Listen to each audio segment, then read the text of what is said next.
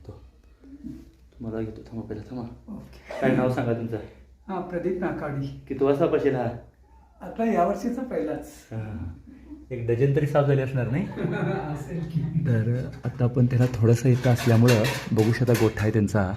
भीती असतेच आणि मी पटकन ओळखलो त्याला आणि असं आपण सतत सापामध्ये राहिलं की कळतं आहे. पण त्यांनी भीती जरी दूर झाली असली तरी हा कन्फ्यूज होता कोणता आहे साप ते. नाहीतर हा बिनविषय आहे बाजूल्यांचं शेती आहे लक्षात घ्या. अशा प्रकारे मी त्याला पकडण्याचा प्रयत्न करतो. खूप वेळ त्यांनी वाट बघतायत आणि हा धामण जातीचा असा साप आहे लक्षात घ्या. तुम्हाला एका हातात मी हे पकडून दाखवण्याचा प्रयत्न करतो आहे. काहीतरी खाल्ला आहे असं त्यांचं मत आहे. हे असा हा पकडला आपण. असे तुळीत जुन्या घरातनं वर येत असतात. आपण काळजी घ्यायला पाहिजेत. आता मी शिडीवरती चढलो आहे. हे तुम्हाला दाखवण्याचा असा तो वरती होता. काही साप शांत असतात, काही साप रागीट असतात धामणमध्ये पण बिनविषारी मात्र नक्कीने रॅट स्नेक म्हटला जातो. म्हणजे याच्यापासून कोणताही धोका नाही. असा विळका घडला सापाला खेचतावर येत नाही लक्षात घ्या. पाठीमागच्या बाजूला सुद्धा तुम्ही बघू शकता पिवळसर दिसतोय.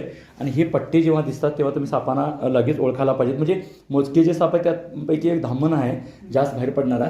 त्यामुळे धामणला आपण ओळखायला पाहिजे. तो कारण शेतकऱ्यांचा जवळचा मित्र लक्षात घ्या. फार्म हाऊस शेतात याचा भरपूर फायदा आहे. उंदीर हा मोठ्या प्रमाणात खातोय आणि याच्यामुळे नुकसान नाही. साधारण 4 वर्ष वयाचा हा साप आहे. उंदरांच्या पाठीमागे तो आला असणार आणि काहीतरी तो लहानसा खाल्लेला पण दिसतो लक्षात घ्या. धामणपासून कोणताही धोका नाही हे जर आपल्याला समजलं की आपली भीती दूर व्हायला वेळ लागणार नाही.